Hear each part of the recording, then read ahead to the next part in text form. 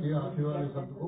आदरणीय मोदी जी पार्टी के कार्यकर्ता पहले है और एक कार्यकर्ता की भूमिका के नाते उन्होंने पूरे देश को नया विजन दिया। देश आज क्षेत्र से जाति से बटा हुआ आगे बढ़ाया और वो लोकसभा चुनाव जीतने से पहले देश में एक बात कही रेडियो में कि पूरे हिंदुस्तान का समान रूप से विकास नहीं हुआ। परिषद का स्लोगन था सबका साथ सबका विकास और आज जो रुझान आ रहे हैं और उसमें हमको स्वाभाविक प्रसन्नता है कि सब लोगों ने आदरणीय नरेंद्र मोदी जी की योजनाओं को स्वीकार किया। ये हमेशा कहा जाता था कि यूपी जो है वो जातिगत आधार पर वोटिंग होती थी, इस पर सारे जातिगत समीकरण टूट गए और सभी जातियों के वोट ऐसा लगता है बीजेपी की टोली में आ गए। पूरा उत्तर प्रदेश मोदी की ओर घर घर मोदी, पूरा देश सब करीब कल्याण की ओर। तो अखिलेश यादव ने सारा देश एक हो गया। कहा था कि अगर जरूरत पड़ी तो और रिमोट कंट्रोल से जो है वो यूपी की सरकार नहीं चलने देंगे। तो आपको क्या लगता है क्या दिन भर हम आपके साथ हैं, इंतजार करिए।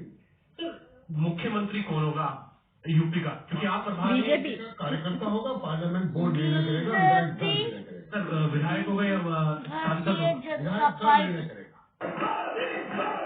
मोदी मोदी मोदी मोदी हर हर मोदी घर घर मोदी, मोदी की आंधी आ गई। तूफान 2-3 दिन से तूफान ही आ रहा था, मोदी की आंधी आ रही थी। आपसे कह रहा हूँ कि मोदी जीतेगा बनने वाली है तो कम पड़ेगी। लेकिन जहाँ तक अखिलेश ने बुआ के साथ जाने की बात की है तो अखिलेश से मेरा एक प्रश्न है कि आपने और आपकी कांड किया जिसमें मायावती को मारने का कुप्रत्य किया था, क्या उसके लिए आप और आपके पिता राजनीति रूप से मायावती से दलित समाज से हिंदुस्तान की महिलाओं से क्षमा मांगेंगे? नंबर 2, मायावती से पूछना चाहूंगा अगर बीजेपी न होती तो क्या मायावती जिंदा होती? क्या हुआ होता? तो मायावती इतनी कृतज्ञ हो जाएंगी क्या हत्यारों के साथ चली जाएंगे? मतलब ही नहीं, जिन लोगों ने जान से मारने की योजना बनाई थी, मतलब ही नहीं। अब वो भी कह रही है हमको परहेज नहीं है। मतलब सारी दुनिया एक तरफ, मोदी एक तरफ, मोदी एक तरफ। इससे लगता है कि सबके ऊपर मोदी भारी है।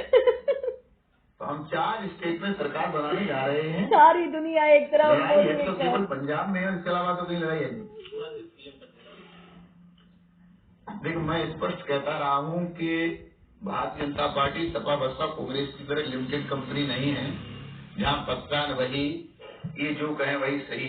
भाई मोदी की मेहनत रंगाई है, बहुत मेहनत करी है मोदी ने। और भारतीय जनता पार्टी विश्व की सबसे बड़ी लोकतांत्रिक पार्टी।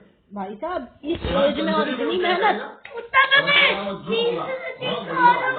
लेकिन मेरे से पूछा है तो मेरा व्यक्तिगत विचार है कि 2 साल बाद 2019 का चुनाव है, 20-22% यहाँ दलित समाज रहता है।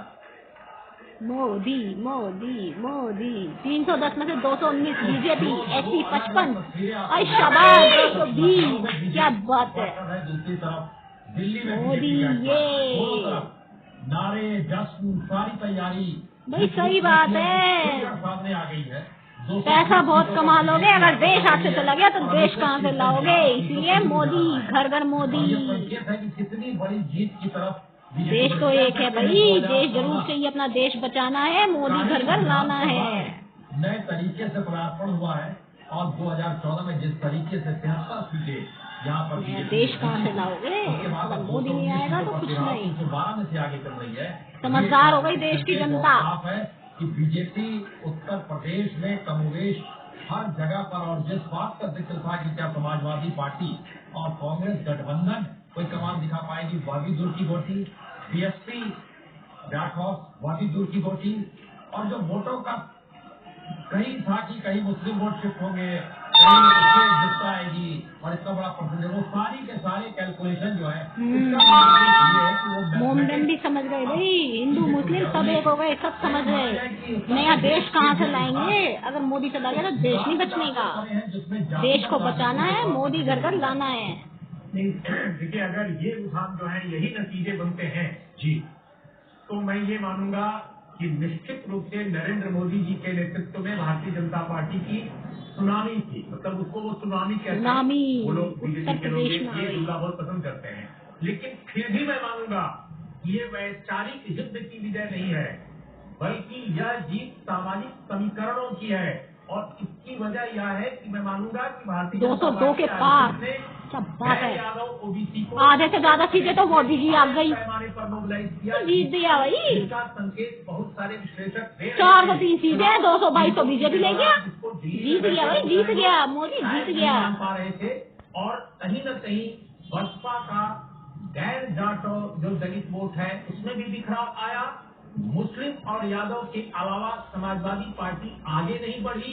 उसकी सबसे बड़ी वजह यह है कि शायद अखिलेश यादव ने अपने पिता के निगेटिव जो हैं उनसे तो किनारा किया, लेकिन अपने पिता के जो पॉजिटिव, सही बात है, जो अपने पिता का नहीं हो सका वो देश का कहाँ से हो जाएगा। उन्होंने जो अपने बाप का नहीं वो किसी का नहीं। ये था कि वो गांव में कस्बे में जमीन पर जाकर राजनीति करते थे। शायद अखिलेश जी ने ड्राइंग रूम में और अपने दफ्तर से राजनीति की। सिर्फ अपने 4 या 5 जो युवा सलाहकार थे जिनका सामाजिक न्याय आंदोलन से भी कोई खास रिश्ता नहीं था।